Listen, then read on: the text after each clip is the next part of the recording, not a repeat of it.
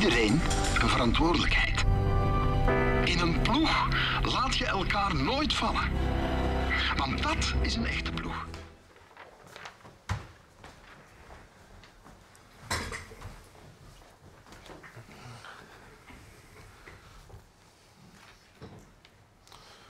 Bonjour, goedemorgen. Welkom op deze persconferentie op woensdag 16 december. En ik geef onmiddellijk het woord aan Steven van Gucht voor een stand van zaken van de pandemie in België. Goedemorgen iedereen, bonjour tout le monde. Na een fase van vertraagde daling en stabilisatie zien we de besmettingscijfers langzaamaan terug stijgen. En dit vooral in Vlaanderen. De ziekenhuisopnames en de bezetting in de ziekenhuizen dalen wel nog licht. De R-waarde op basis van de ziekenhuisopnames flirt ondertussen reeds enkele dagen met de 1-waarde. De afgelopen week werden er gemiddeld 2343 nieuwe gevallen per dag vastgesteld. En dat is een stijging van 8% in vergelijking met de week ervoor. Deze stijging doet zich nu zowel voor in Vlaanderen als in Wallonië. Maar in Vlaanderen stijgen de cijfers ondertussen met 13% op weekbasis en in Wallonië met 4%. Enkel in Brussel is er nog een daling van 10% op weekbasis. Het Brussels gewest en daar rond Vlaams-Brabant en Waals-Brabant, als ook Luik en Luxemburg, zijn de enige gebieden waar nog dalingen plaatsvinden. Het hoogste aantal nieuwe gevallen wordt vastgesteld in Antwerpen, West- en Oost-Vlaanderen. De toenames doen zich voor bij alle leeftijdsgroepen, maar de relatieve toename is het grootste bij de kinderen onder de 10 jaar, met een stijging van 34% op weekbasis. Het is opvallend dat het aantal gevallen bij jongeren van middelbare schoolleeftijd lager blijft dan bij kinderen jonger dan 12 jaar. Mogelijk heeft dit te maken met de verminderde contacten omwille van de kerstexamens.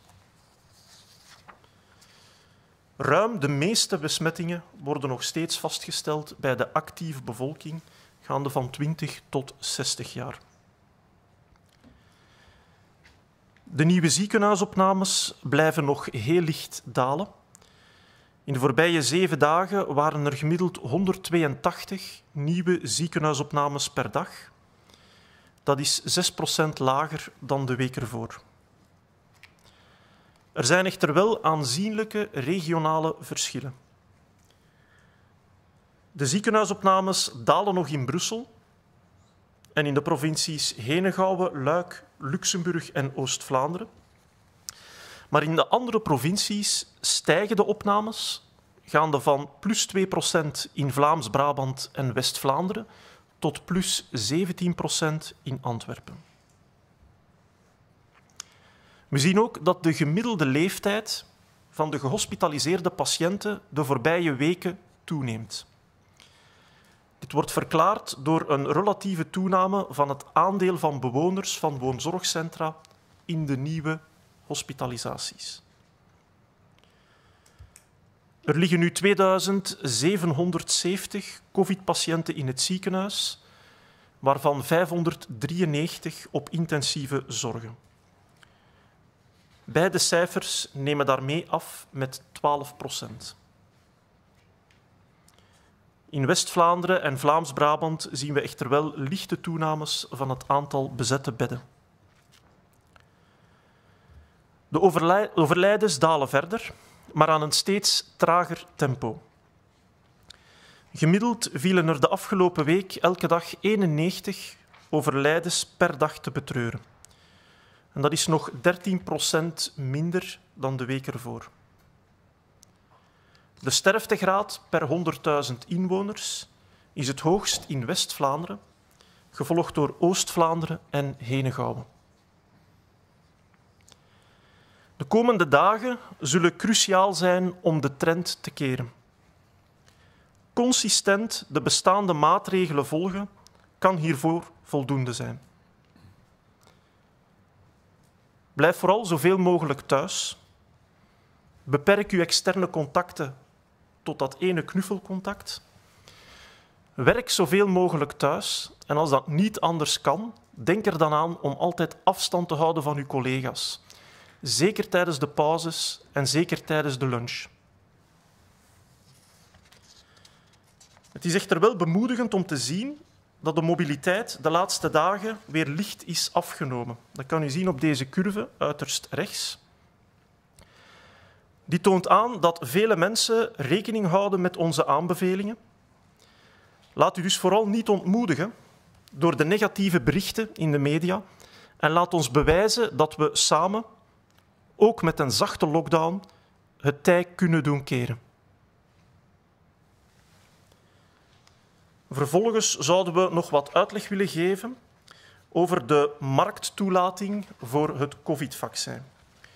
Zoals u heeft kunnen horen, heeft men in het Verenigd Koninkrijk de eerste COVID-vaccinaties reeds uitgevoerd op 8 december.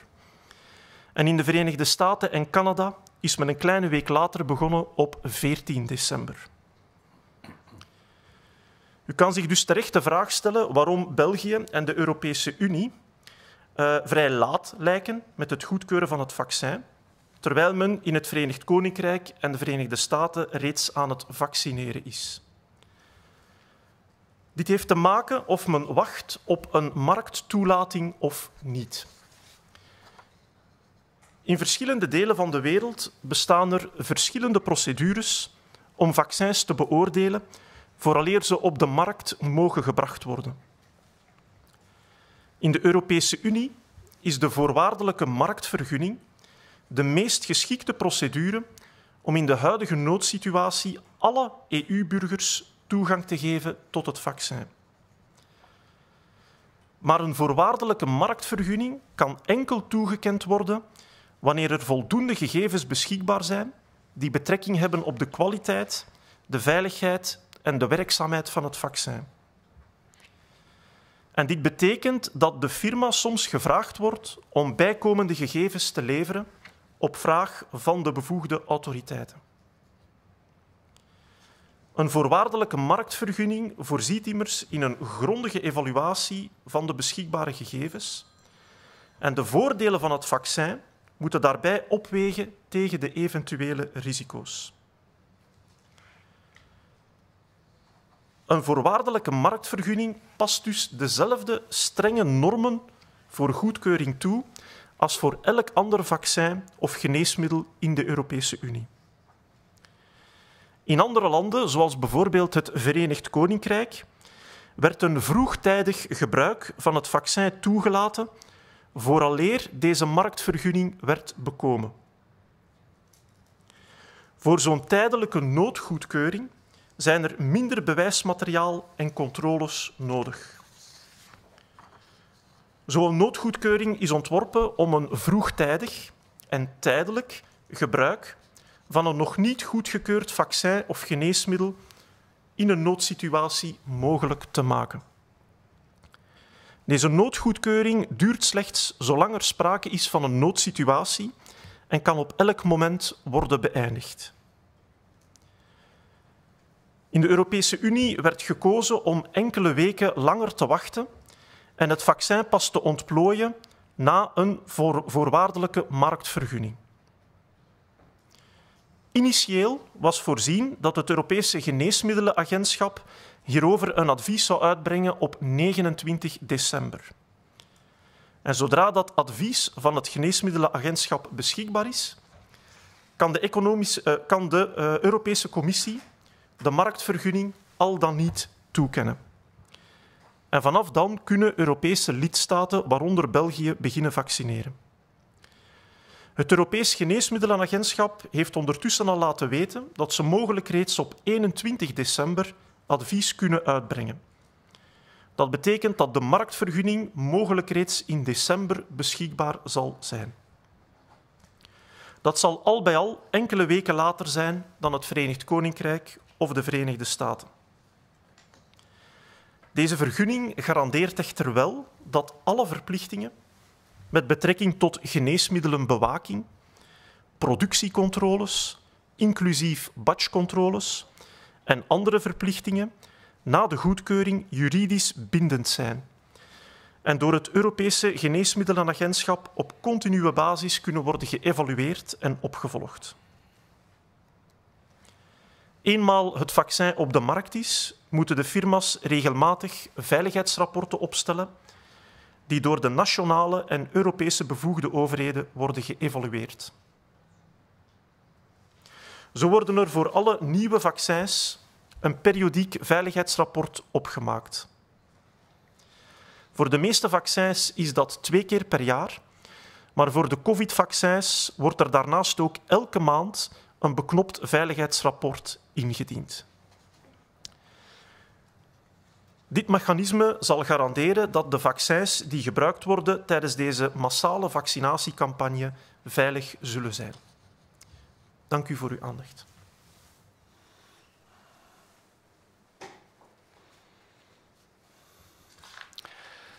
Goedendag iedereen, bonjour à toutes, bonjour à tous. Alors après une phase de diminution à un rythme plus lent, après une phase de stabilisation, nous voyons actuellement le taux d'infection remonter lentement, surtout en Flandre. Depuis quelques jours, la valeur du R, lettre que vous avez appris à bien connaître, flirte avec le 1. Et on sait que lorsqu'elle dépasse le 1, la situation peut petit à petit s'emballer et se détériorer. Cependant, au point de vue des hospitalisations et de l'occupation des hôpitaux, nous continuons à avoir une légère diminution.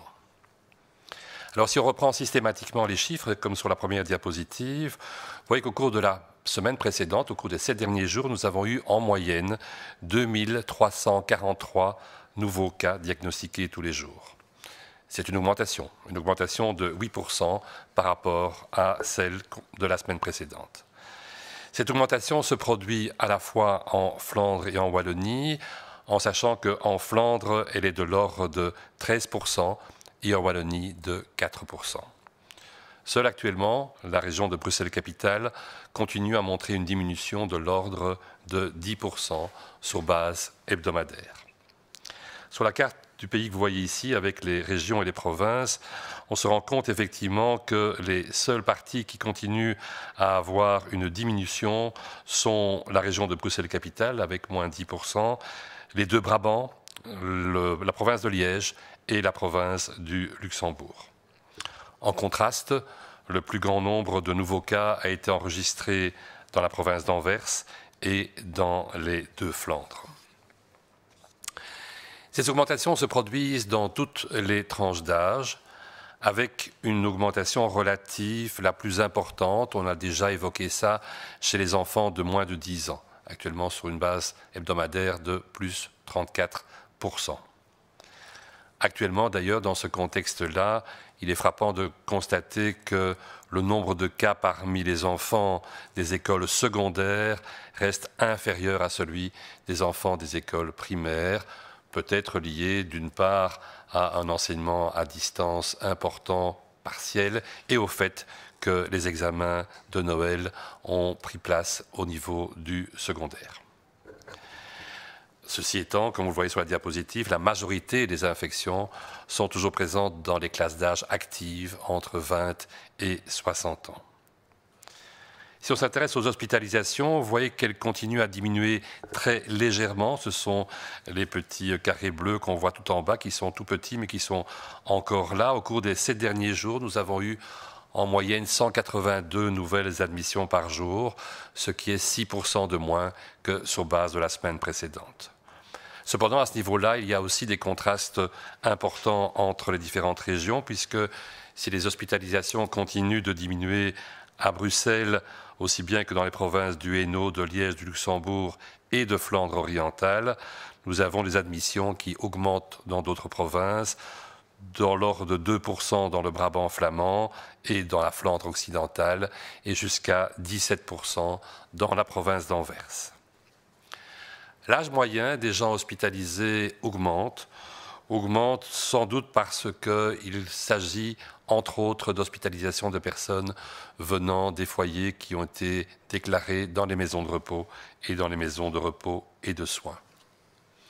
Ceci nous amène à avoir actuellement hospitalisé 2770 patients, dont 593 en soins intensifs. Ceci correspond toujours à une diminution qui est de l'ordre de 12%. Au niveau des décès, nous continuons à avoir une diminution, mais on le voit très clairement sur la courbe à un rythme de plus en plus lent.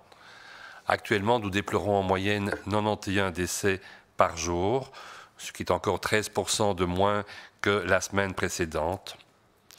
Il faut souligner que le taux de mortalité, c'est-à-dire le nombre de morts par 100 000 habitants de la province, est le plus élevé en Flandre occidentale, suivi de la Flandre orientale, puis de la province du Hainaut. Alors, on l'a déjà évoqué depuis plusieurs jours, mais c'est l'occasion de le rappeler. Nous sommes dans une situation un peu entre deux eaux, et c'est ce qui va se passer dans les jours qui viennent qui va être crucial pour inverser une tendance que l'on sent malheureusement pouvoir être à l'augmentation persistante des cas. Nous espérons tous qu'il sera suffisant de mieux appliquer les mesures existantes, de resserrer un petit peu les boulons aux endroits où peut-être ils s'étaient un petit peu desserrés et de parvenir ainsi à reprendre en main la situation sans que d'autres mesures ne soient nécessaires. Ce qui est encourageant, c'est de savoir que, et on le voit sur la diapositive, il y a un peu moins de mobilité, en tout cas une tendance à ne plus avoir cette augmentation dont vous parlez. Donc le travail à distance est probablement un peu mieux appliqué et pourrait certainement l'être encore un peu plus. Je pense qu'il est important de considérer qu'actuellement, dans le contexte global, un contact proche est vraiment un maximum que l'on peut se permettre. Si on est contraint, je dirais, de travailler sur place, je pense qu'il faut vraiment faire très attention au contact que l'on a de manière informelle, presque amicale au niveau du bureau, que ce soit au coin de la machine à café ou lors des pauses. On sait que c'est là que le risque est le plus important et pas tellement pendant l'acte de travail lui-même, pour la plupart des travailleurs sur place en tout cas.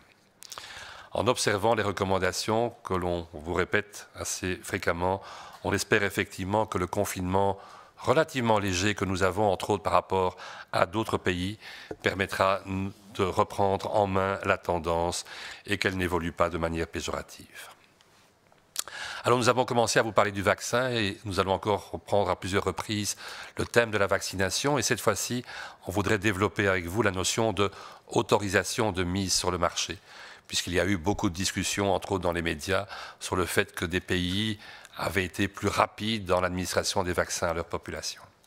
Alors vous le savez, au niveau du Royaume-Uni, il y a eu la première vaccination de quelqu'un de la population le 8 décembre. Les États-Unis et le Canada ont suivi une petite semaine plus tard, vers le 14 décembre. Et on peut se poser légitimement la question pourquoi la Belgique, comme d'autres États européens, France, Allemagne, Hollande, etc., doivent-elles attendre pour approuver un vaccin alors qu'il est déjà administré au Royaume-Uni et en Amérique du Nord. Ceci est lié à la manière dont les vaccins sont mis sur le marché et sous quelle autorisation ils sont mis sur le marché. Le fait d'attendre est lié à l'examen par les autorités compétentes des données pour donner un type d'autorisation bien précise de mise sur le marché. Et ceci n'est pas la même chose au point de vue formalité dans les différentes parties du monde. C'est encore différent au Japon, en Australie et ainsi de suite. Dans l'Union européenne, on a opté pour la notion d'autorisation de mise sur le marché conditionnelle.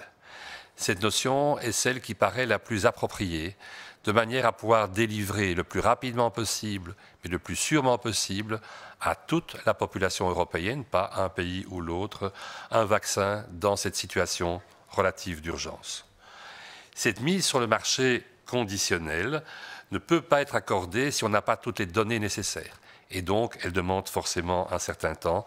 Les données non seulement de qualité, mais comme on a beaucoup insisté précédemment, des données également de sécurité par rapport au vaccin en question. Les autorités compétentes, donc, demandent parfois à l'entreprise de fournir des rapports supplémentaires rapidement sur base de leurs questions afin d'attribuer cette autorisation de mise sur le marché conditionnel.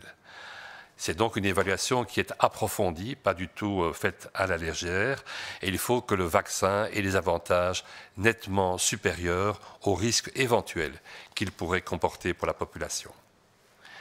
C'est donc une mise sur le marché qui se fait dans le même type de conditions de sécurité que les autres médicaments ou les autres vaccins en dehors du contexte particulier qui nous touche actuellement.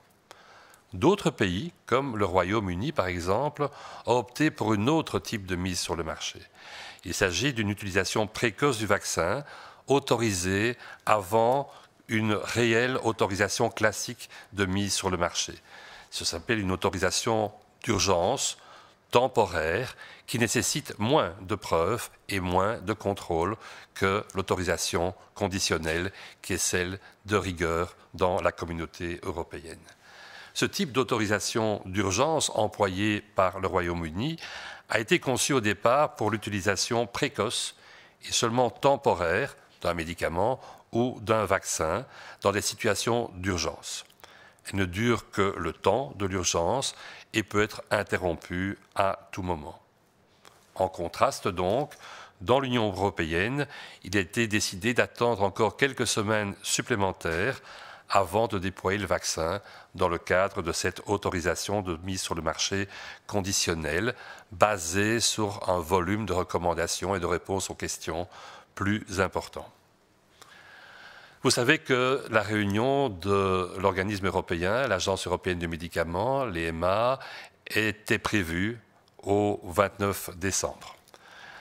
Après cette autorisation, si du moins elle était bien sûr accordée le 29 décembre, il revient alors à la Commission européenne, au pouvoir politique européen, d'accorder ou non, mais d'habitude il suit l'avis de l'Agence européenne du médicament, cette autorisation de mise sur le marché.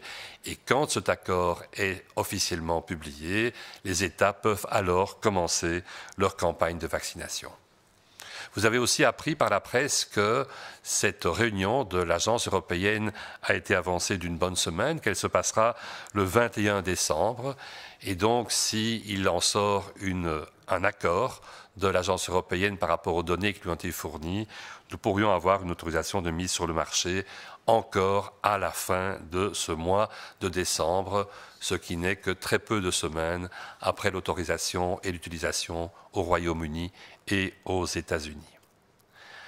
Ce type de procédure a l'avantage de garantir que toutes les obligations de pharmacovigilance, de contrôle de production, y compris le contrôle des différents lots de vaccins qui sortiront des usines, et toutes les autres obligations de post-approbation qui sont juridiquement contraignantes pour les firmes soient réellement d'application et qu'elles puissent être suivies sur cette base juridique de manière régulière par l'Agence européenne du médicament. En effet, à partir du moment où un médicament est sur le marché, et tout spécialement dans le contexte de cette autorisation conditionnelle, les entreprises sont tenues de fournir des rapports de sécurité qui sont réguliers. D'habitude, pour les autres produits, les autres vaccins par exemple, ces rapports sont à émettre 2 fois par an, donc tous les 6 mois. Dans le contexte tout à fait particulier du vaccin Covid, un rapport intermédiaire, plus court, mais un réel rapport, doit être fourni chaque mois, donc de manière extrêmement fréquente, de manière à s'assurer au maximum de la sécurité du produit qui a reçu cette autorisation conditionnelle. Merci pour votre attention.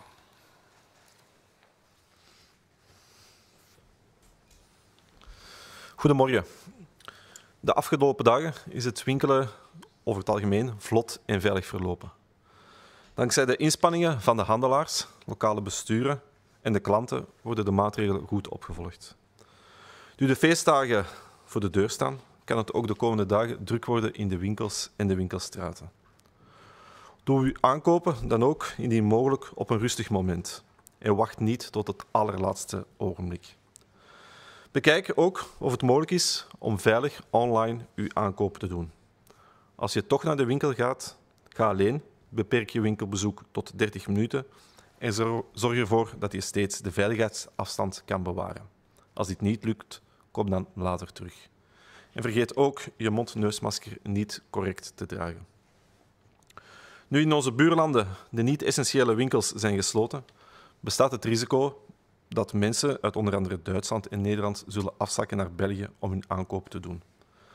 De Belgische overheden staan hiervoor in contact met de buitenlandse collega's om de situatie op de voet op te volgen. In de huidige situatie zijn verplaatsingen naar het buitenland, ook korte verplaatsingen om bijvoorbeeld aankoop te doen, ten stelligste afgeraden. Dit geldt voor Belgische onderdanen, maar ook voor inwoners van onze buurlanden die naar België willen reizen. De Belgische coronamaatregelen gelden bovendien ook voor buitenlanders die naar België afzakken. Funshoppen is in België voor niemand mogelijk. Tevens benadrukken we dat de regels met betrekking tot de sociale contacten in heel België en voor iedereen gelden. Bijvoorbeeld Nederlanders die denken te ontsnappen aan de strenge Nederlandse coronamaatregelen door een weekendje te boeken in de Ardennen, komen bedrogen uit. Zij moeten immers ook de Belgische regels respecteren, ook in zaken de sociale contacten. Het is duidelijk dat we momenteel in een kritieke fase zijn aangekomen. De curve dreigt opnieuw gevaarlijk de hoogte in te gaan. De komende dagen zullen gaan bepalen hoe hoopvol we 2021 kunnen starten. Laten we de kerstperiode niet alleen gebruiken om in onze bubbel te genieten en tot rust te komen na dit hectische jaar, maar laten we deze periode ook gebruiken om onze contacten maximaal te beperken. De komende 2 weken hebben we geen schoolcontacten. Ook professionele contacten zullen drastisch verminderen. Maar ook onze contacten met familie en vrienden moeten we maximaal beperken. En dit is moeilijker. Dit is onnatuurlijk, dit zijn we niet gewoon. Want tijdens deze periode willen we juist veel mensen zien. Maar dit kunnen we ons echt niet permitteren. Het virus neemt immers geen kerstvakantie. Doe het uit respect voor de mensen in de horeca, voor de mensen in de cultuur, voor de toeristische sector, voor de contactberoepen, voor onze jongeren. Uit respect voor het zorgend personeel. Kortom, doe het voor elkaar. Iedereen hunkert immers naar een beter 2021. Dank u wel.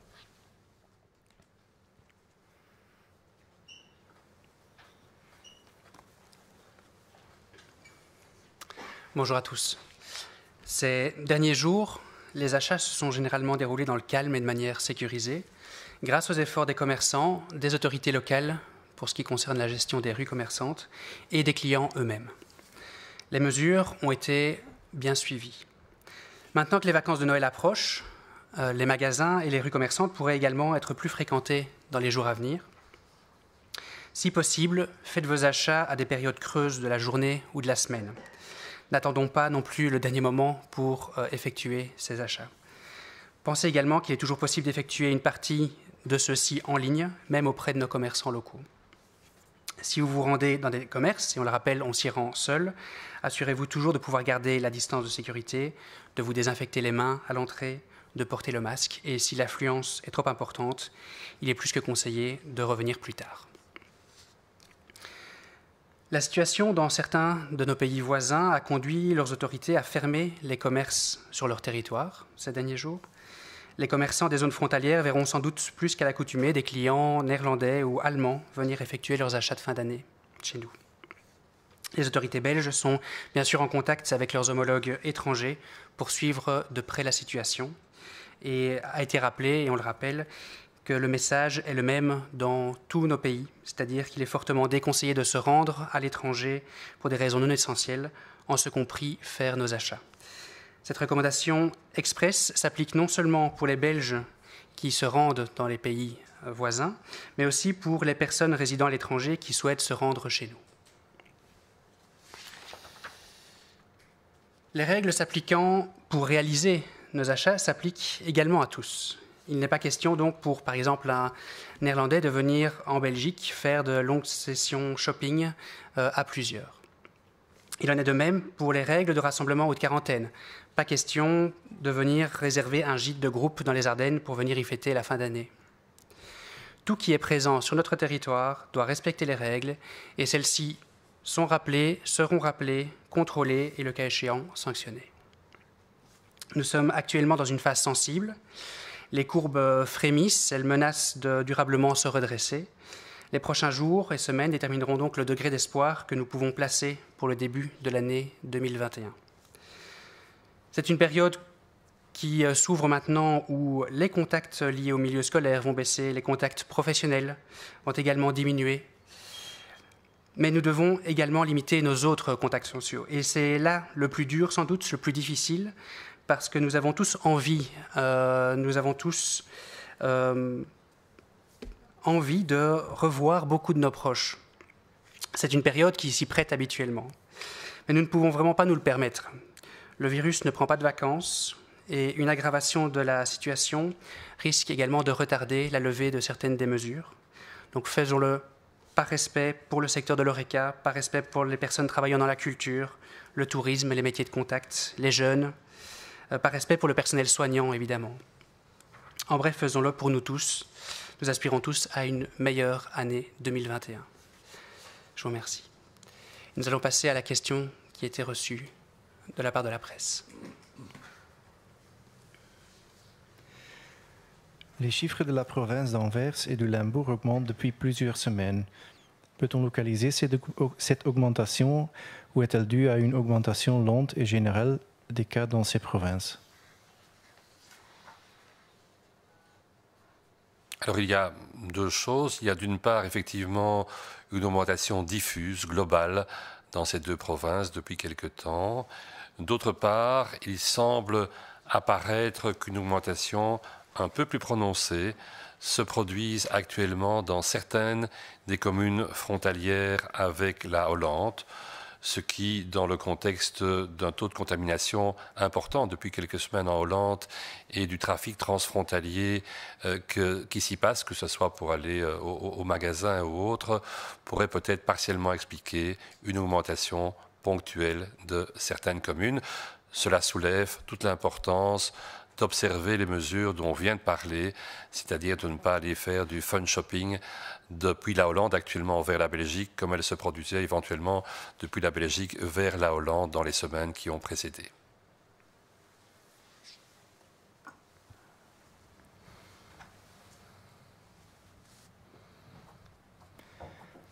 De cijfers van de provincie Antwerpen en Limburg stijgen al sinds een paar weken. Kunnen we deze stijging lokaliseren of is die te wijten aan een trage algemene stijging in deze provincies? Wel, de evoluties die we zien in Antwerpen en Limburg zijn niet zo veel anders dan wat we zien in de rest van Vlaanderen, vooral in West- en Oost-Vlaanderen, waar we inderdaad toch al een tijdje stijgingen van het aantal besmettingen zien. De oorzaken zijn waarschijnlijk heel divers, verschillende factoren. In Antwerpen en Limburg zien we de stijging bij zowat alle leeftijden. Waarschijnlijk heeft dit ook te maken met de algemene toegenomen mobiliteit van de bevolking. Er zijn ook redelijk wat besmettingen in woonzorgcentra, soms grote uitbraken in woonzorgcentra, zoals u ook heeft kunnen vernemen in de pers.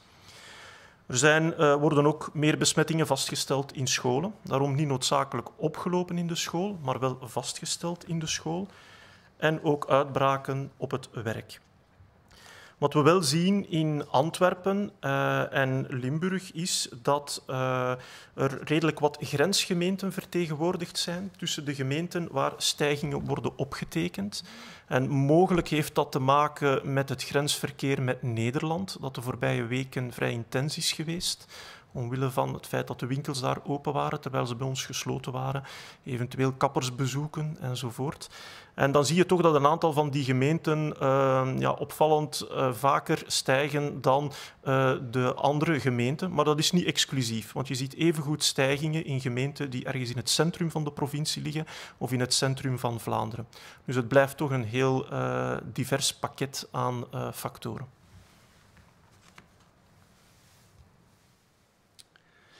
Merci à tous et toutes pour votre attention.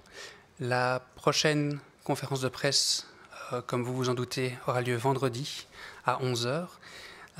Vendredi, il y aura également un comité de concertation, donc sans doute également d'autres informations importantes qui seront données au cours de cette journée. On vous souhaite une bonne journée et à vendredi donc.